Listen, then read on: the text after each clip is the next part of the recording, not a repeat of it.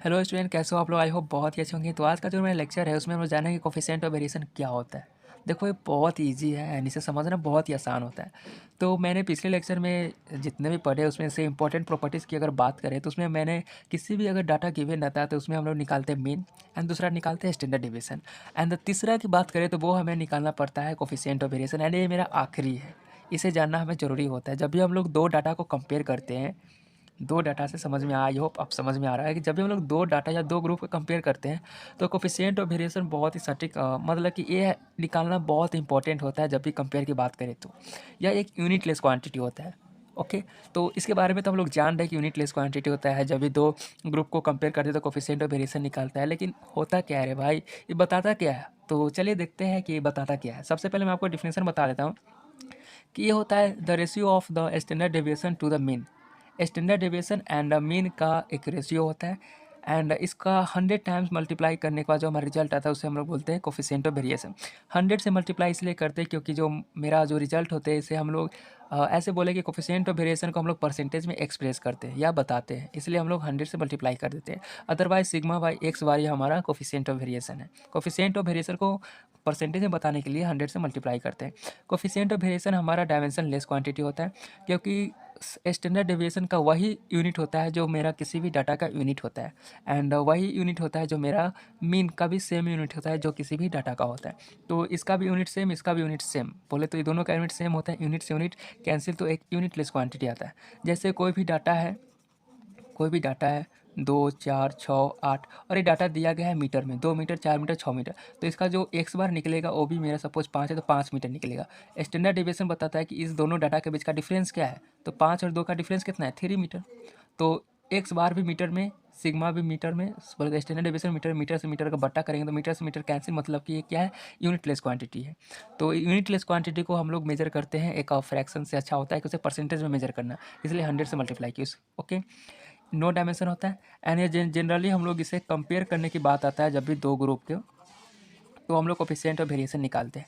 तो coefficient of variation क्या होता है? जब भी अगर हम लोग कोफिशिएंट ऑफ वेरिएशन किसी भी डाटा का अगर कोफिशिएंट ऑफ वेरिएशन ज़्यादा आएगा, मोर आएगा, बोले तो परसेंटेज ज़्यादा रहेगा, हाई परसेंटेज, तो कहेंगे कि जो डाटा का वेरिएशन रहेगा उस गिवन डाटा में, उस गिवन ग्रुप में डाटा का जो वेरिएशन रहेगा वो ज़्यादा रहेगा। वेरिएशन कहे का मतलब क्या हो गया? वेरिएशन कहने का मतलब है कि किन्हीं दो डाटा के बीच का जो डिफरेंस रहेगा वो बहुत ही ज़्यादा रहेगा। जैसे 2 और 10 का डिफरेंस कितना है, ज़्यादा है, मतलब इसमें वेरिएशन ज़्यादा है। अगर मैं डाटा लूँ 2 है, 20 है, 50 है, 100 है, तो आप देख कर अनुमान लगा सकते। अनुमान क्या, देखने से पता चल रहा है कि जो डाटा है उसका बीच का जो डिफरेंस है वो डिफरेंस मैं एक असेंडिंग ऑर्डर में सजाने के बाद लिया हूँ, तो डिफरेंस लगभग बहुत ज़्यादा ज़्यादा है। तो इसका मतलब कि जो डाटा का वेरिएशन है बहुत ही ज़्यादा है।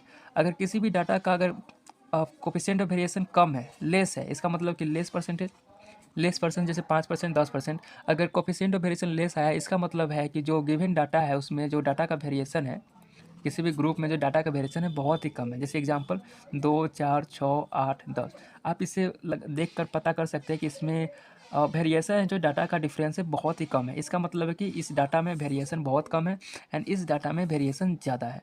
तो आई होप आपको पता चल गया होगा कि कोफिशिएंट ऑफ वेरिएशन क्या बताने वाला है।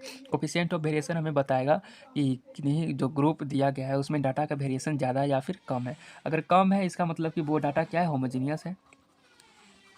होमोजीनियस कह रहे हैं एक मतलब कि सभी डाटा लगभग एक समान देखने को मिलेंगे। लेकिन अगर इसमें बात करें तो ये डाटा क्या है, हेट्रोजीनियस है। हेट्रोजीनियस बोले तो मोर वेरिएबल। मोर वेरिएबल कहने का मतलब है कि डाटा का जो डिफरेंस है बहुत ही ज़्यादा है। देखो, एक 2 है, एक 50 है, 20 है, 100 है, क्या है, डाटा एक समान नहीं देखने को मिल रहा है, किसी का ज़्यादा है तो किसी का बहुत ही कम है। लेकिन इसमें बात करें तो लगभग सभी एक समान जैसा है। ओके, तो कोफिशिएंट ऑफ वेरिएशन हम लोग सिग्मा स्टैंडर्ड डेविएशन निकालते हैं और मीन निकालते हैं। तो स्टैंडर्ड डेविएशन और मीन डेविएशन, पहले इसके बारे में भी जान लेते हैं कि क्या होता है एंड देन इसको भी रिलेट कर लेंगे। तो मीन क्या होता है? मीन को हम लोग एक्स बार से डिनोट करते हैं एंड मीन हमें बताता है किसी भी डाटा का सेंट्रल वैल्यू। जैसे मैं अगर 10 स्टूडेंट का मार्क्स ले लूँ आउट ऑफ 100, तो आउट ऑफ 100 नहीं, 10 लेता हूँ, तो एक हो जाएगा 5 6 7 8 9। ओके, 5 स्टूडेंट का मार्क्स है आउट ऑफ 10 में, तो 10 में फर्स्ट स्टूडेंट का मार्क्स 6 है, 7 है, 8 है, ऐसे कुछ दिया गया। अगर मैं इसको बोलूँ कि आप किन्हीं एक वर्ड में बताइए कि लगभग सारे स्टूडेंट का मार्क्स लगभग किसके बराबर है, तो आप कह दीजिएगा इसका सबसे पहले क्या निकालेगा, मीन। तो मीन सपोज इसका आ गया और सपोज 7 है, x बार अगर 7 है, तो इससे आप पता चलता है कि हाँ सभी का मार्क्स लगभग 7 के बराबर है। 7 के आसपास ही सारे डाटा सारे स्टूडेंट का मार्क्स है। तो किसी एक सिंगल वैल्यू से रिप्रेजेंट करना ही हमारा मीन कहलाता है। ये मीन कह देने से मतलब है कि सारे डाटा को रिप्रेजेंट एक डाटा में कर दिया। जैसे अगर मैं बोलूँ कि कितना इसका मार्क्स है, तो आप कहिएगा कि लगभग सारे स्टूडेंट का मार्क्स कितना है, 7 है। यानी कहने का मतलब है कि सभी का मार्क्स 7 के आसपास में ही है। तो आप सिंगल वैल्यू से रिप्रेजेंट करना ही हमारा मीन कहलाता है। ओके, लेकिन मीन है जो ये तो कह दिए कि लगभग सभी स्टूडेंट का मार्क्स 7 है, लेकिन कितना है भाई 7 के आसपास फर्स्ट स्टूडेंट का मार्क्स कितना था, ये हमें तो बताया ही नहीं कि कितना दूरी पर है। 7 से कितना दूरी पर फर्स्ट स्टूडेंट का मार्क्स है, 7 से कितना दूरी पर लास्ट स्टूडेंट का मार्क्स है। ये हमें बताने के लिए, मतलब इससे डिस्टेंस बताने के लिए कि कितना दूरी पर है, तो 5 और 7 का डिस्टेंस कितना है, 2, इस वैल्यू को जानने के लिए। और इस तरफ का भी डिस्टेंस कितना है, 2, इससे डिस्टेंस कितना है, 1। इस वैल्यू को जानने के लिए मेरा टर्म आता है स्टैंडर्ड डेविएशन। स्टैंडर्ड डेविएशन जिसे कहते हैं सिग्मा। तो सिग्मा हमें बताता है कि किसी भी डाटा का मीन से कितना दूरी पर कोई भी डाटा फैला हुआ है। तो इसका रेंज जानने के लिए, इसका फैलाव जानने के लिए हमें स्टैंडर्ड डेविएशन कैलकुलेशन करना पड़ता है। ओके, अब तीसरा टर्म आप समझ में आएगा कि मीन क्या है। मीन बताता है एक सेंट्रल वैल्यू। इस सेंट्रल वैल्यू सारे डाटा को रिप्रेजेंट करता है। इससे पता चलता है कि इस मीन के ही करस्पॉन्डिंग सराउंडिंग सारे डाटा डिस्ट्रीब्यूट है या फिर फैला हुआ है।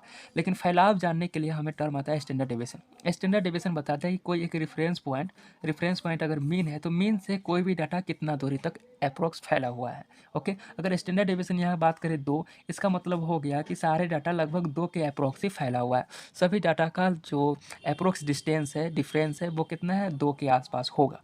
लेकिन अगर हम कोफिशिएंट ऑफ वेरिएशन बताएगा कि जो मैंने डाटा लिया है उसमें जो मार्क्स का वेरिएशन ज़्यादा है या फिर कम है। तो यहाँ डाटा को देखने से लग रहा है कि वेरिएशन लगभग एवरेज है, तो इसका भी एवरेज कोफिशिएंट ऑफ वेरिएशन आएगा। ओके, तो देखो, तो हमको कंपैरिजन करना है। तो कंपैरिजन करने के अगर पॉइंट से बोलूँ, जैसे किसी 5 स्टूडेंट का मैं मार्क्स ले रहा हूँ, 1 है, 2 है, 8 है, 10 है, एंड किसी भी स्टूडेंट है जैसे 5 है, 6 है, इसमें एक और मैं जोड़ दे रहा हूँ, सपोज वो भी 2 है, 5 है, 6 है, 7 है, 8 है एंड 9 है। देखो इस डाटा को देखो, इसमें क्या है, वेरिएशन ज़्यादा है। अगर सपोज इसका मीन अगर 7 है, कुछ यहाँ पे आया है जो 7 है, तो 7 से वेरिएशन क्या है, फर्स्ट डाटा का ज़्यादा है, इसका भी क्या है, ज़्यादा है। तो और यहाँ पे अगर इसका अगर मीन सपोज मान लीजिए 7 है, तो लगभग वेरिएशन सभी का क्या है, कम है। देखने से भी लग रहा है कि इस डाटा का जो वेरिएशन है बहुत ही कम है। तो इसमें जो कोफिशिएंट ऑफ वेरिएशन ज़्यादा आएगा एंड इसमें जो सी का वैल्यू आएगा क्या आएगा, लेस आएगा। तो कोफिशिएंट ऑफ वेरिएशन क्या बताएगा, कोफिशिएंट ऑफ वेरिएशन बताएगा कि जो इस मीन के करस्पॉन्डिंग सराउंडिंग में जो डाटा डिस्ट्रीब्यूट रहेगा, लगभग सभी मीन के आसपास ही रहेंगे। देखो इसमें जो डाटा है 5, 6, 7, 8, 9, ये सभी मीन के आसपास ही है। लेकिन यहाँ अगर कोफिशिएंट ऑफ वेरिएशन ज़्यादा है बोले, तो डाटा के बीच वेरिएशन ज़्यादा है। तो वेरिएशन ज़्यादा है इसका मतलब कि मीन से लगभग बहुत दूर पर डाटा रहेंगे। तो यहाँ तो मैं बहुत ही एग्जांपल के लिए लिया हूँ। अगर बहुत ज़्यादा डाटा आ जाए, यहाँ पर तो मैं 1, 2, 3, 4 समझा रहा हूँ, लेकिन बहुत दूसरा कैलकुलेशन आप क्वेश्चन देखेंगे उसमें जानेंगे कि किसी भी डाटा का कोफिशिएंट ऑफ वेरिएशन ज़्यादा आ रहा है एंड किसी भी डाटा का कोफिशिएंट ऑफ वेरिएशन कम आ रहा है। अगर कोई भी डाटा का कोफिशिएंट ऑफ वेरिएशन ज़्यादा है, तो उसे बोलेंगे मोर वेरिएबल है। मोर वेरिएबल है, देखने से लग रहा है कि मैं डाटा का जो बीच वेरिएशन, डाटा में वेरिएशन क्या है, ज़्यादा है। अगर कोफिशिएंट ऑफ वेरिएशन कम है, इसका बोलेंगे कि लेस वेरिएबल है। क्या है, लेस वेरिएबल है, वेरिएबल। अगर लेस वेरिएबल है तो इस टर्म को बोलेंगे, मैं आपको दूसरे पेज में लिख दे रहा हूँ। अगर ग्रुप ए एंड 2 ग्रुप की बात करूँ, group A and group B, जिसका मीन दिया गया है एंड स्टैंडर्ड डेविएशन की दिया गया है। अभी मैं सीबी की बात कर रहा हूँ, इसलिए कोफिशिएंट ऑफ वेरिएशन की बात कर रहा हूँ, इसलिए मैं इसे समझा रहा हूँ। अगर किसी भी डाटा में किसी भी CV1 एंड CV2 है, किसी भी ग्रुप का अगर CV कोफिशिएंट ऑफ वेरिएशन अगर ज़्यादा रहेगा, ग्रेटर रहेगा, तो बोलेंगे मोर वेरिएबल है। मोर वेरिएबल कहने से मतलब समझ में आ गया होगा कि वो डाटा है उसमें वेरिएशन क्या देखने को मिलेगा, ज़्यादा देखने को मिलेगा।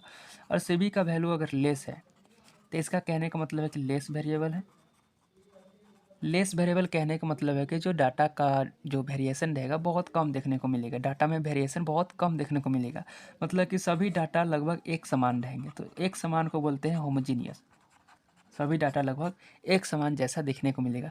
होमोजीनियस कहने का मतलब है कि सभी डाटा लगभग मीन के ही आसपास में रहेंगे, लेकिन इसमें जो डाटा रहेगा मीन से दूर दूर पर फैला हुआ रहेगा, लेकिन इसमें क्या रहेगा, कम रहेगा। तो लेस मीन के आसपास को बोलते हैं मोर कंसिस्टेंस। मोर कंसिस्टेंस मोर कंसिस्टेंस कहने का मतलब है कि वो डाटा तो एक तो होमोजीनियस होगा, एंड दूसरा कहने का मतलब है कि वो मीन के ही आसपास रहेंगे। मीन और किसी भी डाटा का डिफरेंस बहुत कम देखने को मिलेगा। ओके, अगर कोफिशिएंट ऑफ वेरिएशन ज़्यादा रहेगा तो बोलेंगे more variable, and coefficient of variation कम रहेगा बोलेंगे लेस वेरिएबल। तो एक क्वेश्चन करके देखते हैं। जैसा कि मैंने एक क्वेश्चन लिया है जिसमें दिया है कि an analysis of monthly wage paid to the workers of the two firms A and B belonging to the same industry give the following result. कुछ रिजल्ट दिया गया है कि फार्म ए है जिसमें number of workers, firm A में 500 workers है and farm B में 600 है, एंड वर्कर्स का जो एवरेज मंथली वेज है, वेज बोले तो वेतन, वेज का मतलब होता है वेतन, जो मासिक वेतन है, एवरेज मासिक वेतन है किसी भी मजदूर का, किसी एक मजदूर का, वो कितना है 186 रुपया। बोले तो एक महीना में एक मजदूर को 186 रुपया दिया जाता है। एंड फार्म बी का 175 रुपया। And variance of the distribution of the ways 81 है एंड 100 है। वेरिएंस दिया गया है तो वेरिएंस हम लोग स्टैंडर्ड डेविएशन कैलकुलेट करते हैं। स्टैंडर्ड डेविएशन हमें बताएगा कि वो इस मीन से कितना डिस्टेंस पर सारे डाटा फैला हुआ है। ओके, नंबर ऑफ वर्कर्स 500 है। तो बोला है कि एक कंपनी है जिसमें दो फार्म्स है, ए एंड बी है। ए एंड बी में कुछ मजदूर काम करते हैं जिसमें फर्स्ट में 500 एंड सेकंड में 600 है। मंथली जो दिया जाता है वेज, प्रत्येक मजदूर का जो मंथली वेतन है 186 रुपया, इसका 175 है। तो फाइंड करने के लिए बोला है कि इन विच फार्म ए या B has a large wage field. जब भी हम लोग मजदूर को पैसा देंगे तो प्रत्येक मजदूर को 186 रुपया देते हैं, तो 500 मजदूर को कितना देंगे वो हमें निकालने के लिए बोला है।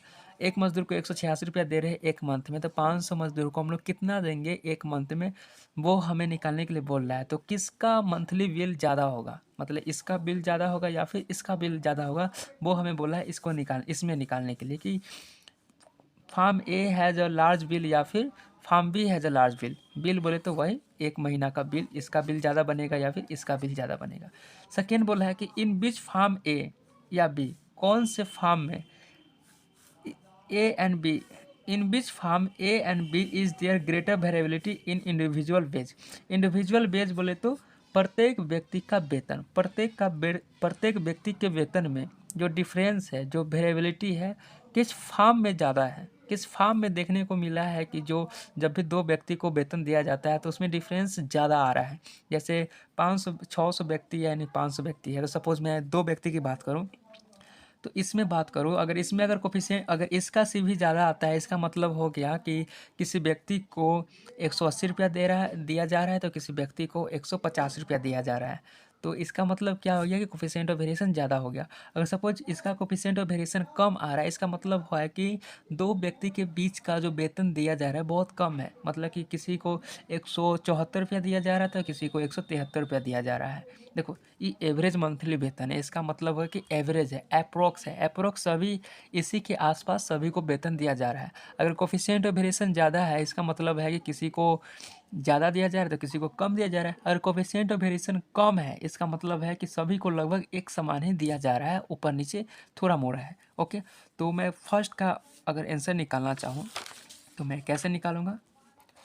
बोला है कि which farm has a large wage bill, मतलब बिल बनाने के लिए बोला है। तो फार्म ए की अगर मैं बिल बनाऊँ तो क्या आ जाएगा, टोटल वेज बिल। तो टोटल कैसे निकलेगा, इसका पहले तो मैं गिवन लिख देता हूँ। ये जो फार्म ए है उसमें एक्स बार दिया गया है 186, and number of worker N1 से डिनोट करेंगे, दिया गया है 500, एंड वेरिएंस बोले तो सिग्मा 1 स्क्वायर दिया गया है 81।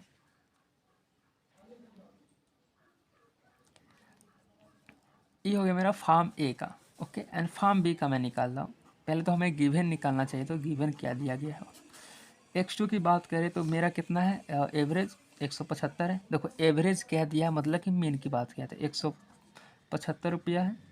एंड इसमें N2 की बात करूँ, नंबर ऑफ वर्कर्स कितना है 600, एंड इसका जो स्टैंडर्ड डेविएशन की बात करूँ, सॉरी वेरिएंस, तो 1100 है। तो यहाँ से स्टैंडर्ड डेविएशन सिग्मा 1 कितना हो जाएगा, √81 बोले तो 9, सिग्मा 1 यहाँ हो जाएगा 9। अगर यहाँ बात करो सिग्मा 2 तो हो जाएगा 10। ओके, सिग्मा क्या था, स्टैंडर्ड डेविएशन। हमें वेरिएंस दिया है, वेरिएंस होता है सिग्मा स्क्वायर। ओके, तो स्टैंडर्ड डेविएशन बराबर होता है √वेरिएंस। तो वेरिएंस अगर 81 है तो स्टैंडर्ड डेविएशन कितना हो जाएगा 9। ओके, इसी तरह 100 है तो स्टैंडर्ड डेविएशन कितना हो जाएगा 10। तो फर्स्ट क्वेश्चन के अनुसार, अकॉर्डिंग टू क्वेश्चन, फर्स्ट की बात करें तो किसका बेस बिल ज़्यादा है, तो फार्म ए का मैं निकालना जा रहा हूँ। तो टोटल बेस बिल कितना हो जाएगा, N1X1 बार बोले तो 500 आदमी का, एक आदमी को 186 रुपया दिया जा रहा है, तो 500 आदमी को अप्रोक्स निकालने के लिए बोला है। तो एक आदमी को अगर 186 दिया जा रहा है तो 500 आदमी को निकालने के लिए क्या करना पड़ेगा, मल्टीप्लाई करना कर पड़ेगा। इसका मान हो जाएगा 6×5 = 30, 18×5 = 90, 3 93, लगभग 93,000 एक महीना में कंपनी देता है फार्म ए को। अगर फार्म बी की बात करें, इसका टोटल बेस पे कितना हो जाएगा, N2X2 बार, एक व्यक्ति को 175 रुपया दिया जा रहा है, तो 600 व्यक्ति को निकालने के लिए 600 से गुना कर देंगे। इसका आ जाएगा 6×5 = 30 एंड 7×6 = 102, 3 105, 1,05,000 इसको दिया जा रहा था। किसका बिल ज़्यादा है, 93,000 की 1,50,000, 1,05,000 ज़्यादा है, मतलब कि firm B has greater wage bill. Wage बोले तो वेतन, तो वेतन किसको सबसे ज़्यादा किसका बिल ज़्यादा है वेतन का, इसका है फार्म बी का। नाउ अब हम लोग सेकेंड क्वेश्चन की बात करें कि in which farm A and B has their greater variability, कौन से फार्म के पास कौन से फार्म में जो इंडिविजुअल वेज है, प्रत्येक व्यक्ति का जो वेतन में जो डिफरेंस है वो ज़्यादा वेरी कर रहा है। तो ज़्यादा वेरी करने के लिए हमें सी निकालना पड़ेगा। तो सी क्या होता है, σ/x गुने 100। तो हम जानते हैं कि स्टैंडर्ड डेविएशन अगर इसकी बात करें तो यहाँ सिग्मा का वैल्यू 9 हो जाएगा एंड यहाँ सिग्मा का वैल्यू कितना हो जाएगा, 10 हो जाएगा। इसको σ2, इसको σ1। तो अगर फर्स्ट फार्म की बात करें, फार्म ए की, तो CV1 कितना हो जाएगा, σ1/x गुने 100। σ1 कितना है, 9 अपॉन एवरेज 186, तो 9/186, 9/186 गुने 100। एंड फार्म बी की बात करें, CV2 हो जाएगा, इसका σ2 गुने x/2 गुने 100 क्या हो जाएगा, इसका 10 है, σ2 क्या 10 है एंड एवरेज क्या है, x2 बार 175 है, यानी कि 10/175 गुने 100। जब इसको कैलकुलेट कीजिएगा तो ये लगभग आ जाएगा आपको 4.84 एंड इसको कैलकुलेट कीजिए तो आ जाएगा मेरा 5.71। तो यहाँ पे देखने को मिलेगा कि CV1 हमारा है 4.84 एंड CV2 है हमारा, CV2 कितना है 5.71। तो कौन सा वैल्यू ज़्यादा है, CV2 हमारा ज़्यादा है CV1 से, CV2 हमारा ज़्यादा है CV1 से। इसका मतलब हो गया कि firm B coefficient of variation ज़्यादा है। इसका मतलब क्या हुआ कि जो इंडिविजुअल व्यक्ति का, इंडिविजुअल वर्कर्स का जो वेतन में जो डिफरेंस है, चाहे वेरिएशन है प्रत्येक व्यक्ति में, क्या है, ज़्यादा है किसमें, फार्म बी में। तो firm B has greater variability in individual बोले तो प्रत्येक आदमी, प्रत्येक मजदूर, individual wage then firm A मतलब जो फार्म बी में जो प्रत्येक मजदूर को वेतन दिया जा रहा है वो इस मीन वैल्यू से किसी भी एक व्यक्ति का चाहे इंडिविजुअल व्यक्ति का जो डिफरेंस है क्या है, ज़्यादा है, वेतन का डिफरेंस और ही ज़्यादा है, इसलिए CV का वैल्यू ज़्यादा आया था। तो आई होप आपको ये अच्छा से समझ में आ गया होगा, सारा कन्फ्यूजन दूर भी हो गया होगा एंड कोफिशिएंट ऑफ वेरिएशन क्या है ये भी पता चल गया होगा। तो अगर ये वीडियो अच्छा लगा होगा तो प्लीज़ लाइक एंड सब्सक्राइब कर दीजिएगा। तो ओके, मिलते हैं हम लोग फिर नेक्स्ट वीडियो में, जब तक के लिए बाय, जय हिंद।